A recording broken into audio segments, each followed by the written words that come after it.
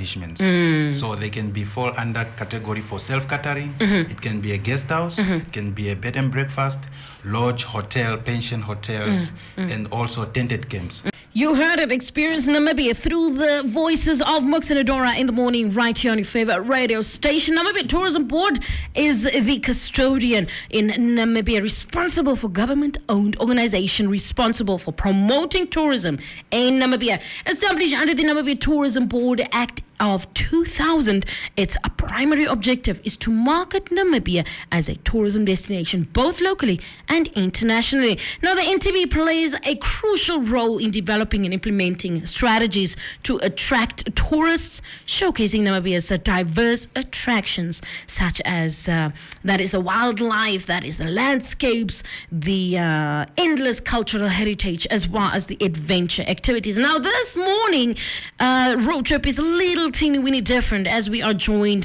that is by Renatus Neema and Theobald Kamatoto, that is from the Namibian Tourism Board. Good morning, gentlemen. Good morning. Welcome to 99 FM. We're so excited to be speaking to you this morning. Now, let's start with Mr. That is Renatus on the very first question, which is how you explain to an ordinary Namibian citizen who Namibia Tourism Board is and what's your departmental mandated. Thank you, Adora. It's a pleasure to be here. Thank you so much. As you said, my name is Renatus, heading the Division for Inspectorate. Yeah, just to answer the question quickly, just to say that Namibia Tourism Board is an institution that is mandated by the government. Just to, under the Act of 21 of 2000, the main purpose is to regulate the tourism sector and also just to market Namibia locally and international. So we have the functions that our department is responsible for.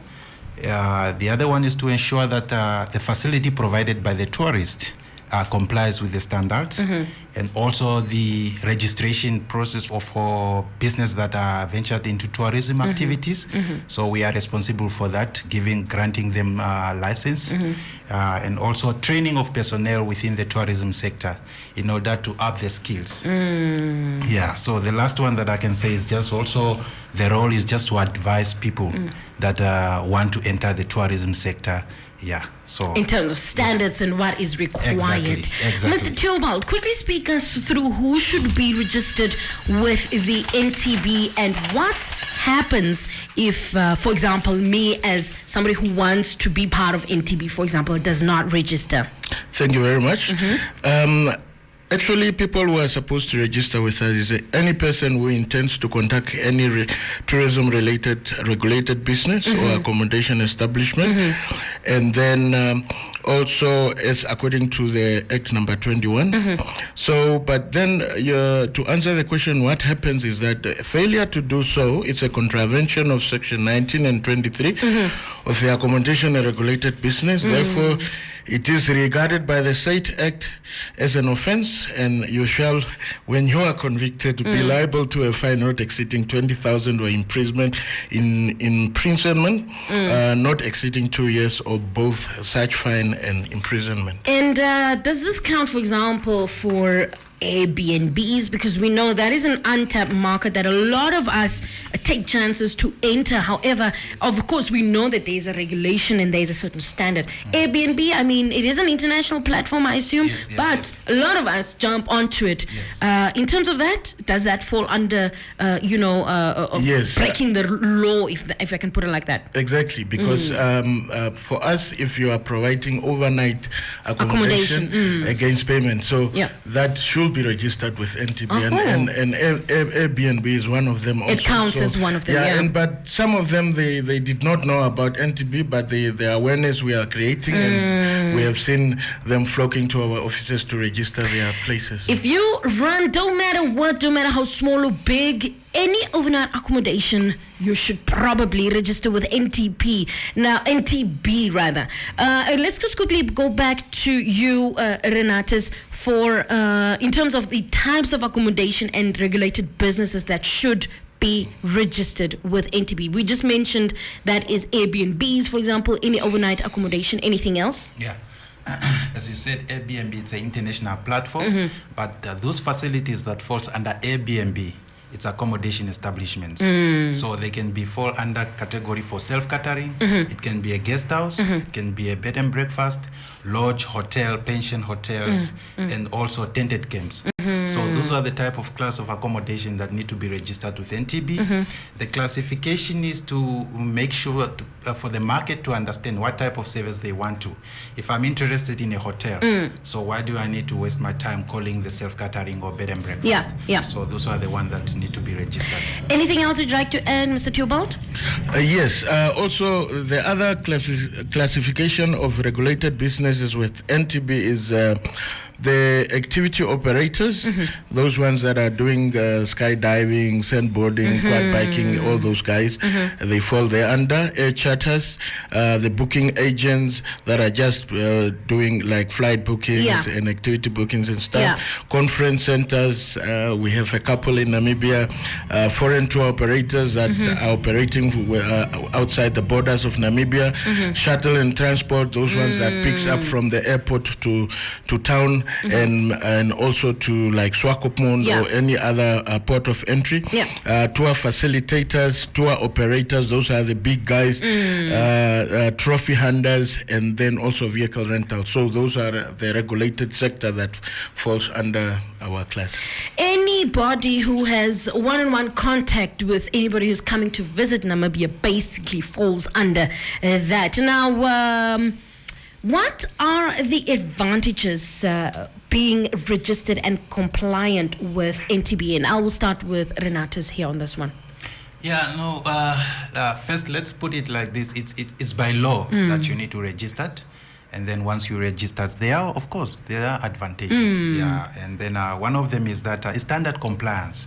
You know, when you register with NTB, we advise you what type of standard you need to follow. And this is, we always say, it's not for the best of the owner of the property or NTB. It's for the best of the guest. When they are using your facility, obviously they know that they are in a place where they are comfortable. Absolutely. The second thing is also you get listed on our website. Remember, most of the visitors, when they are coming to Namibia, they will visit Namibia page, and then they see all the information that is there.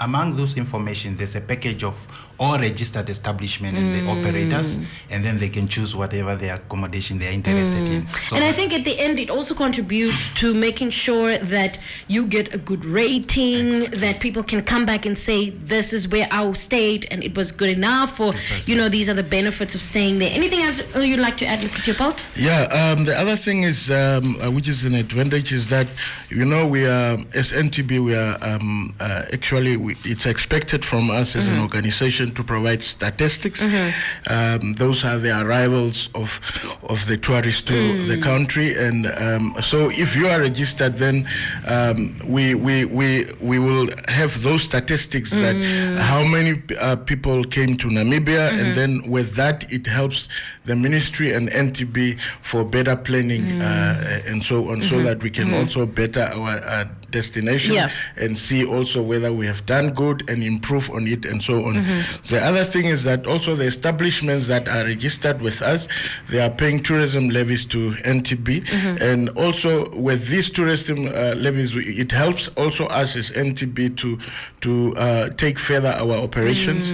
So and to market the destination, as he said, because that's one of our mandates. So if we get those levies when you are registered, you are also contributing to NTB to be able to market you both locally and internationally. So those are also advantages. And then additionally to that, also when you are registered, you are going to be listed on our website, and then foreign tourists will see that you are a legal registered accommodation establishment, and also you are also free to join NTB on international trade fairs and expos and so on. So when you are registered only, but if you are illegal and so on, you will miss that opportunity. And I think it's all a ripple effect. It starts with the smaller people or the smaller companies that really have that one-on-one with our tourists.